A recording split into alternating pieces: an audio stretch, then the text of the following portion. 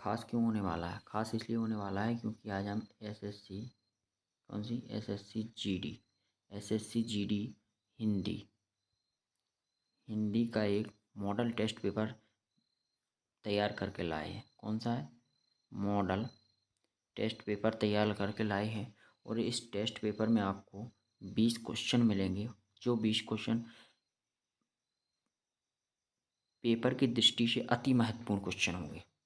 Paper की दृष्टि से अति महत्वपूर्ण क्वेश्चन होंगे। इसलिए आप सभी से निवेदन है कि आप इस वीडियो को अधिक से अधिक शेयर करें अपने मित्र, अपने दोस्तों और अपने रिश्तेदारन में। सबरे हाँ भैया शेयर करने। अब की बार एसएससी जीडी पार, अब की बार एसएससी जीडी पार, कोई भी दिक्कत नहीं लेने। हिंदी में 25 में 25 नंबर गारंटी है। देखो, सिपाही लेवल को पेपर आए, इतना भी कठिन नहीं आओ। कोनो यूपीएससी या कलेक्टर की परीक्षा दे भी नहीं जा रहा है तो मोर है कि टेंशन करो। टेंशन बिल्कुल भी नहीं करने, दम से पेपर देना है, दिल खोल के पेपर देना। भगवान चाहेगा तुम लोग सबका सिलेक्शन होगा। अब की बार एसएससी जीडी पार, और हिंदी में 25 में 25 नंबर और रीजनिंग में भी 25 में 25 नंबर लाओगे। हिंदी से ही देखो आप लोगों का स्कोर बढ़ना है और हिंदी से ही आपका स्कोर मिटना है। चलो आगे की हम बात करते हैं। क्वेश्चन नंबर हमारा पहला आता है। क्वेश्चन नंबर पहला आता है, आपको देखो पर्यायवाची शब्द हैं जो हिंदी में पूछे जाते हैं। पर्यायवाची शब्द जो हिंदी में पूछे जाते हैं, ठीक है। हिंदी में जो पर्यायवाची शब्द हिंदी में पूछे जाते हैं, कह रहा है कि अनिल का पर्यायवाची शब्द क्या है? क्या है? अनिल का पर्यायवाची शब्द क्या है? तो अपन को अनिल का बताना है। अब अनिल का पर्यायवाची शब्द पहले आपको दिया है कि चक्रवात है, कि पावस है, कि अनल है, कि पवन है। अब इधर देखो, अब अनिल का पूछा है तो अनिल का पर्यायवाची भैया हमें लगता है कि ऑप्शन नंबर सी इधर करेक्ट आंसर हो जाएगा। अनिल का जो पर्यायवाची शब्द होता है वो चक्रवात नहीं होता है, जे भी नहीं होता है, ना जे होता है, ना जे होता है। क्या हो जाता है इधर? पावन, पवन हो जाता है। तो अनिल का पर्यायवाची शब्द जो है कि पवन करेक्ट आंसर हो जाता है। चलिए नेक्स्ट क्वेश्चन पे चलते हैं। Question number 19। क्वेश्चन नंबर 19 कह रहा है कि खर का पर्यायवाची शब्द क्या है? खर का पर्यायवाची शब्द क्या है? ऑप्शन आपके सामने 4 दिए हुए हैं। रावण है, कुंठित है, गधा है कि मूर्ख है। खर, अब भैया खर, आपने एक बात सुनी होगी। आप लोग अपना उत्तर डिस्कस करें। 4 ऑप्शन आपके सामने दिए हुए हैं। ऑप्शन नंबर इसका सी बिल्कुल सही आंसर होगा, गधा। याद कैसे करेंगे? खर। यहाँ पर एक शब्द उच्चारण हो रहा कर। हमारे बुंदेलखंड में क्या होता है कि जब मकर संक्रांति का दिन होता है और जब छोटे में कोई बिना नहाए लड्डू खा लेता है तो मम्मी लोग बोलती है कि गधा बनेगा। क्या बनेगा? गधा बनेगा। कौन सा गधा बनेगा? खच्चर गधा बनेगा। कौन सा बनेगा? खच्चर। तो खर का मतलब होता है गधा। क्या होता है? गधा। चलो 19 नंबर का भी हमारा क्वेश्चन डिस्कस हो जाता है। नेक्स्ट क्वेश्चन पर जाते हैं। अब आता है क्वेश्चन नंबर 17। पृथ्वी का पर्यायवाची शब्द। इधर पर उसने क्या है भैया, पृथ्वी का पर्यायवाची शब्द पूछ लिया। पृथ्वी का पर्यायवाची शब्द क्या है? ऑप्शन नंबर 1 कह रहा रत्नगर्भा, हिरण्यगर्भा, वसुमती या स्वर्णमयी। तो यहाँ पर आप लोग डिस्कस कीजिए कौन सा ऑप्शन है। कुछ टाइम में आपको देता हूँ। पृथ्वी का पूछा है तो भैया आपका एक बात बता दें, option number A correct answer हो जाएगा हमारा, रत्नगर्भा। क्या हो जाएगा? रत्नगर्भा। कैसे याद करेंगे? देखो, जो पृथ्वी पूछा उसने, पृथ्वी का पर्यायवाची शब्द क्या है? अब आपको एक बात बताएं, पृथ्वी माता, धरती माता, बुंदेलखंड में एक प्रचलन होता है कि धरती माता, पृथ्वी माता। तो माता, अगर माता शब्द जुड़ा है तो गर्भा भी एक माता का शब्द जुड़ा है। रत्न, हमारी पृथ्वी माता रत्नों से जड़ी हुई एक गर्भ है। इसलिए पृथ्वी माता का जो पृथ्वी है उनका जो पर्यायवाची शब्द होगा वो रत्न गर्भा होगा। कोई को दिक्कत नहीं होनी चाहिए इसमें। क्वेश्चन नंबर नेक्स्ट पे चलते हैं। क्वेश्चन नंबर है हमारा 18। क्वेश्चन नंबर है हमारा 18। 18 में है शत्रु का पर्यायवाची क्या है। देखो इधर पे पूछ लिया शत्रु का, मित्र का नहीं पूछा है, शत्रु का पर्यायवाची सचर होगा कि अरि होगा कि मनुज होगा कि सखा होगा। अब शत्रु है तो कुछ मित्र हमारे क्या करेंगे कि सखा लगाएंगे, वह एक सखा ऑप्शन गलत हो जाएगा। यहाँ पर भैया सचर भी गलत हो जाएगा, मनुज भी। अब बचा एक ही है अरि, यहाँ पर अरि, तो शत्रु का पर्यायवाची शब्द है जो कि अरि है। सॉरी, अरि यहाँ पर गलत लिखा हुआ है, अरि इस प्रकार से लिखा जाता है। ठीक है, तो यहाँ पर ऑप्शन नंबर बी हमारा इज द करेक्ट आंसर हो जाएगा। कोई दिक्कत नहीं है, दिक्कत नहीं है ना। चलो नेक्स्ट क्वेश्चन पर चलते हैं। Question number 16। ये क्या है, पीडीएफ में गलत टाइप हो गई है, उसके लिए मैं आप सभी से माफ़ी मांगना चाहूँगा। कोई दिक्कत नहीं है, फिर भी चलो कोई, अरे यार सब चला। अमी का पर्यायवाची शब्द क्या है? अमी का पर्यायवाची शब्द क्या है? अब अमी, देखो उसने अमी का पर्यायवाची शब्द पूछा है, तो विष होगा कि जे होगा कि जे होगा कि जे होगा। विष, मधव, आम्र, सुधा। न विष होगा न ए होगा, ये तो हो ही नहीं सकता है। Option number B is the right answer. क्या होगा? अमी का पर्यायवाची शब्द होगा सुधा।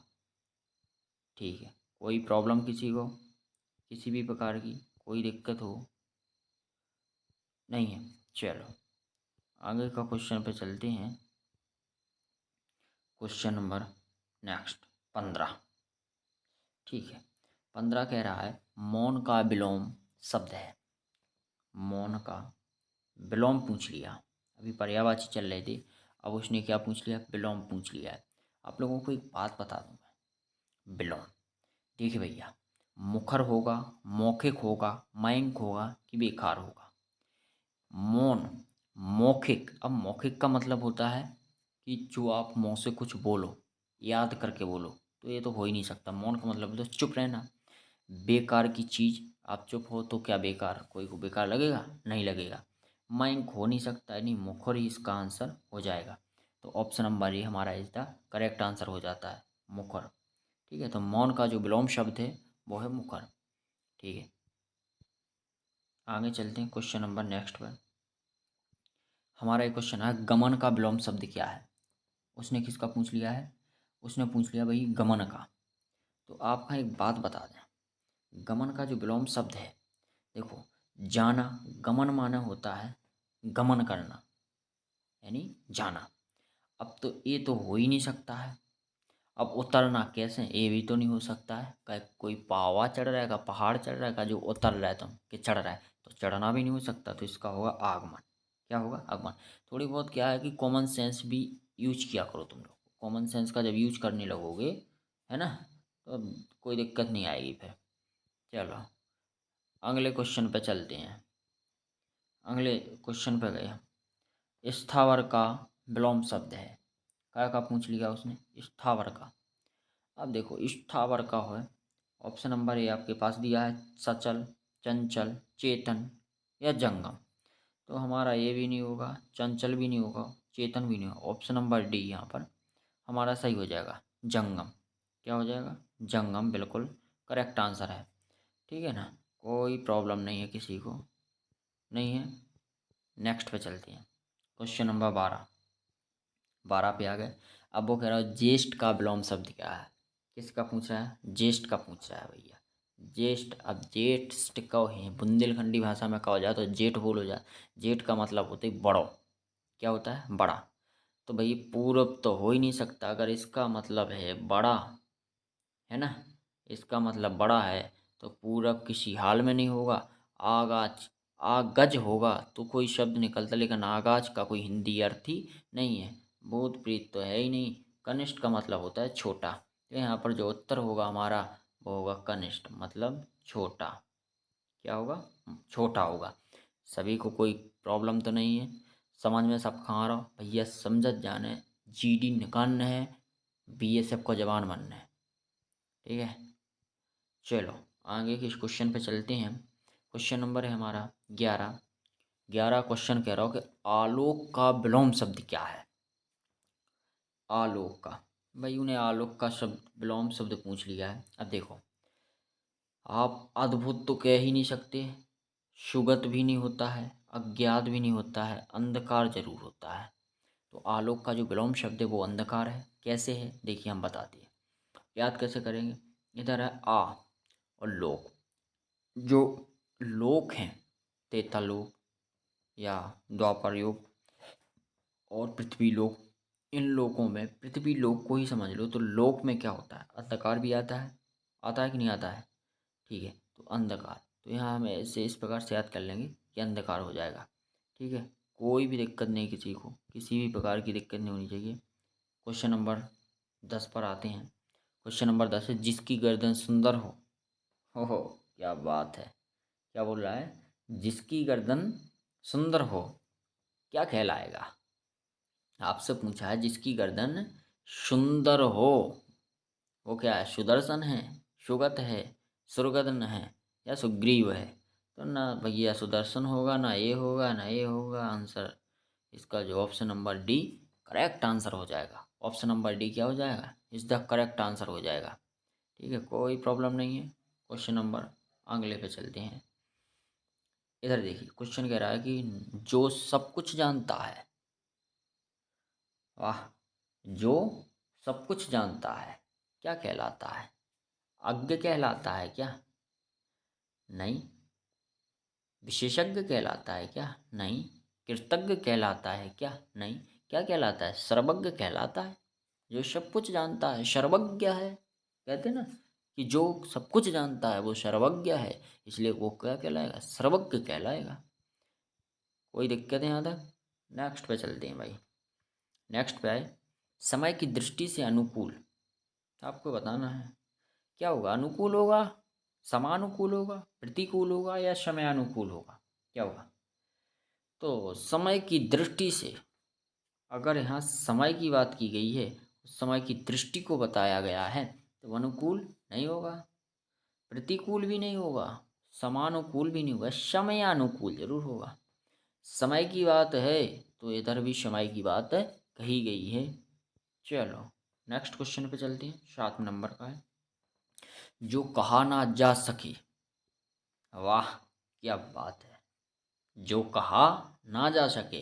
इतने सुंदर सुंदर वर्ड निकल कर आ रहे हैं, और अभी भी अगर तुम लोगों पे ना बने तो ये दुर्भाग्य की बात है कि आप लोग को आता नहीं है। वो कह रहा है कि जो कहा ना जा सके, अकथनीय होगा, अक्षम होगा, अजर होगा या अगम्य होगा।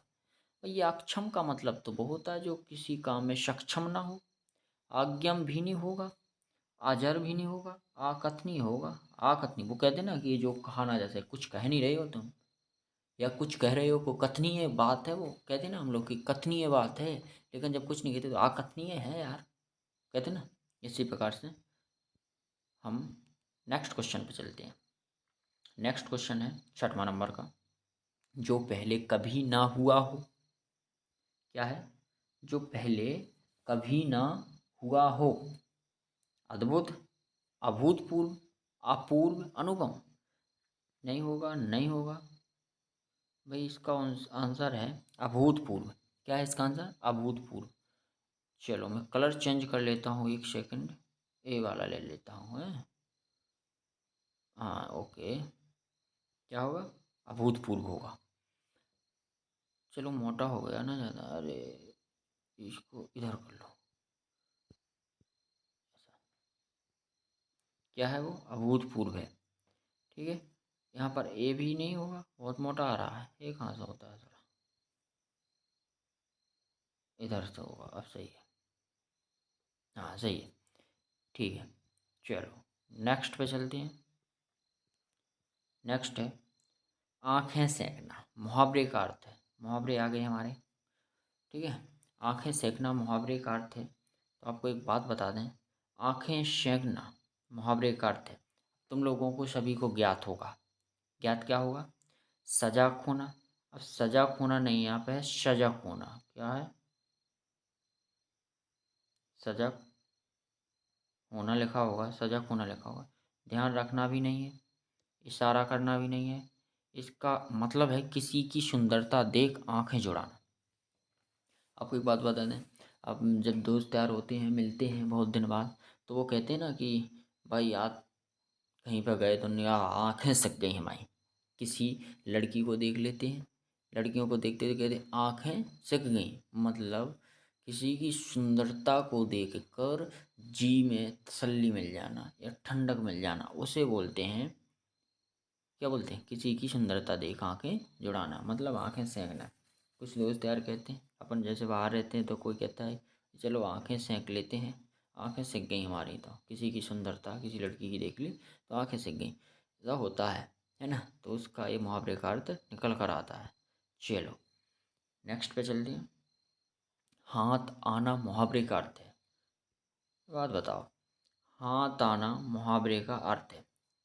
अब अधिकार में आना, मांगना, क्या है, एक सेकंड सॉरी,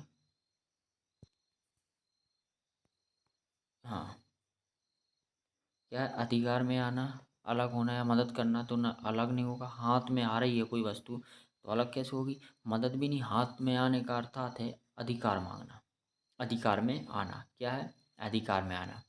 चलो ठीक है, कोई दिक्कत है नहीं किसी को भी, नहीं, ठीक है। नेक्स्ट क्वेश्चन है, नाक कटना मुहावरे का अर्थ है। आपको एक बात बता दें, जब कहते हैं ना कोई कोई गलत काम कर देता है, किसी के घर परिवार में कोई गलत काम हो जाता है, या कोई प्रेम जाल में फंस जाता है, लव एरिया के चक्कर में पड़ जाता है, ठीक है, तो वो कहते हैं ना, बागेश्वर को महाराज बोलते हैं लव एरिया, तो वो चक्कर हो जाता है, तो वो घर के जो मम्मी पापा होते हैं वो कहते हैं भाई नाक कटवाएगा क्या, तो नाक कटना का अर्थात होता है इज्जत जाना। क्या होता है, इज्जत जाना, मतलब इज्जत नष्ट नहीं करना, एक भी नहीं होगी, उसका अर्थात होता है इज्जत जाना। ठीक है, अपन नेक्स्ट पॉइंट पे चलते हैं। ऑप्शन नंबर 2, मुँह फुलाना मुहावरे का अर्थ है। भाई कोई होता है, किसी की प्रेमिका होती है, या नायक या नायिका होता है, और वो क्या है कि भाई मुँह फुला कर बैठ जाती हैं। क्या है कि कोई चीज़ या घर में ना लाओ, बच्चे वगैरह होते हैं, उन्हें कुछ चीज़ ना लाओ तो वो मुँह फुला कर बैठ जाते हैं, मतलब सिर चढ़ना गलत है, खुशामद करना गलत है, असंतुष्ट होना गलत है, रूठ जाना ही क्या है, वो रूठ कर बैठ जाते हैं कि हमारे लिए हमारे पापा खिलौना नहीं लाए हैं, तो वो रूठ कर बैठ जाते हैं। तो मुँह फुलाने का मुहावरे का अर्थ होता है रूठ जाना। ठीक है, कोई दिक्कत है यहाँ, कोई भी दिक्कत नहीं है। चलो नेक्स्ट पे चलते हैं। लास्ट क्वेश्चन है, अंगूठा चूमना मुहावरे का अर्थ है। भाई अब चापलूसी करोगे ना तो, ठीक है, देने से इनकार नहीं है, चिढ़ाना भी नहीं है, कोई नहीं, इसका मतलब होता है खुशामद करना। खुशामद मतलब आपने बहुत सेवा की, आप बहुत सेवादार हो। देखो, अंगूठा आप मुंह में दे रहे हैं, मतलब आप उसकी चापलूसी कर रहे हो, ऐसा रह जाते ना पकड़ के, कोई ने खिसिया डाला, उसकी गुलामी भी कर रहे हो, चापलूसी भी कर रहे हो, खुशामद भी कर रहे हो, फिर भी अंगूठा चूसा, नहीं साहब हम तो हैं। तो इस प्रकार के हमारे मुहावरे हो चुके हैं। ठीक है, चलो आज हमारा एसएससी जीडी के 20 क्वेश्चन हमने कंप्लीट किए हैं। कितने किए हैं, 20 क्वेश्चन हमने एसएससी जीडी के कंप्लीट किए हैं। तो हमारे जो 20 क्वेश्चन थे वो एसएससी जीडी के कंप्लीट हो गए हैं, 20 क्वेश्चन। नेक्स्ट पार्ट में हम रीजनिंग के, ठीक है, किसके, रीजनिंग के क्वेश्चन लेकर आएंगे और वो आपको सॉल्व करवाएंगे। हमारे मॉडल पेपर हैं, ठीक है, मॉडल पेपर है, वो आप हमारे इस मॉडल पेपर को देखते रहिए सभी लोग। वीडियो अगर अच्छी लगी हो, वीडियो हेल्पफुल हो तो आप इसे शेयर करें, ठीक है, हेल्पफुल हो तो शेयर करें और लाइक करें, लाइक एंड कमेंट जरूर करें। कमेंट में बताएं कि अगर वीडियो कैसी लगी आप लोगों को। शेयर अगर आपकी हेल्पफुल है वीडियो, मेन पॉइंट है, देखो लाइक करना ना करना वो आपके हाथ में है, बट जो एसएससी जीडी है वो ज़रूर क्लियर कर लेना। हमारी आप लोगों से दुआ है, निवेदन है कि दम से मेहनत करें। बस पर जितने भी यूट्यूब पे एक से एक यूट्यूबर हैं उनके मॉडल टेस्ट पेपर लगा के जाएँ। अभी तैयारी करने का मतलब है कि अधिक से अधिक पेट्रिक सेट लगाओ, अधिक से अधिक पेपर सेट लगाइए आप लोग, क्योंकि अब ज़्यादा पढ़ने से कोई मतलब ही नहीं है। एग्ज़ाम क्या है, एग्ज़ाम एग्ज़ाम मोड पर है, और आप पूरा पढ़ोगे तो कभी नहीं कर पाओगे। इसलिए उतना पढ़ो जितना आना हो, उतना पढ़ो जितना आना हो। क्वेश्चन में एक बात और बता दूं, माइनस मार्किंग आपकी 1/4 की है, मतलब अगर आप एक 4 गलत करते हो, ये मूल संख्या होती है प्रॉफिट लॉस में। देखो 4 गलत करते हो तो आपका एक सही वाला अंक काट लिया जाएगा। ठीक है, आप जितने आप पर बनते हैं आप उतने सही करो पहले, जितने आप पर बनते हैं उतने सही करना पेपर में। जितने बचे हुए हैं बाकी को छोड़ना नहीं, टिक करना। क्या होगा कि आप 5 में से कम आप 2 या 1 तो सही करोगे। 5 में से 2 या 1 तो सही करोगे तो कहीं ना कहीं आपको 1 या 2 नंबर का बेनिफिट मिलेगा। आप अपने हिसाब से करना, बस मेरी यही राय है। और मिलते हैं नेक्स्ट वीडियो में। वीडियो अच्छा लगे तो लाइक शेयर कमेंट जरूर करना। जय हिंद जय भारत।